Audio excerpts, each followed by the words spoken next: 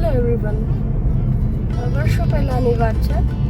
યુગ વિભૂતિ સંત જે કહેવાયા છે એ પ્રમુખ સ્વામી મહારાજ એક વખત નાના એવા ગામડામાં હતા અને સવારનો સમય હતો. તેઓ શૌચ જઈને આવે છે અને પછી એ સમયમાં તેઓ શૌચ ગયા પછી માટીથી પોતાના હાથ ધોતા હોય છે.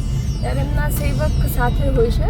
એમણે માટી હાથ ધોવા માટે આપી અને હાથ ધોયા પછી ઘણી બધી માટી ત્યાં બચેલી પડેલી. એ સમયે પ્રમુખ સ્વામી મહારાજ એમને પૂછે છે કે આપે આ માટી કેમ અહીંયા રાખેલી છે? એટલે પેલા જે સેવક હોય છે એ કહે છે કે અરે સ્વામી, એ માટી જ છે, એની શું કિંમત હોય, થોડી વધારે આજે આવી ગઈ. એ સમયે પ્રમુખ સ્વામી મહારાજ કહે છે કે તો વધારે શું કામ આવી ગઈ, જોઈએ એટલી જ કાઢવી જોઈએ. એટલે પેલા સંત કહે છે કે સ્વામી, મેં વધારે કાઢી નથી, મારાથી ડબ્બામાંથી વધારે માટી પડી ગઈ છે, માટે હવેથી હું ધ્યાન રાખીશ.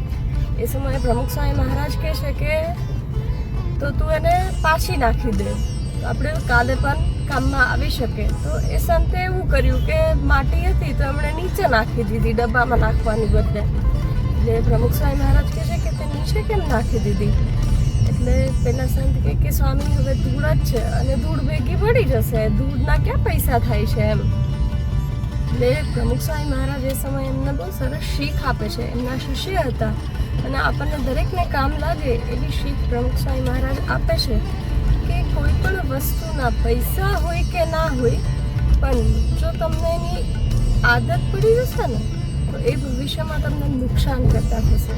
એટલે જો અહીંયા અત્યારે તને ફ્રીમાં માટી મળે છે, પણ કદાચ ક્યાંક બીજે જઈએ તો તને ફ્રીમાં માટી ન પણ મળે.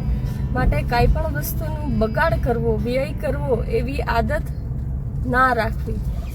એટલે આ શીખ આપણને પણ એટલી જ લાગુ પડે છે. આપણે ઘણી વખત નાની નાની વસ્તુઓ હોય એ જવા દેતા હોય કે આપણને ખબર છે કે આ વસ્તુ આમ જ થાય, છતાં પણ આપણે એને બીજી રીતે કરતા હોય છે, તો એનો વ્યય થતો હોય છે, બગાડ થતો હોય છે.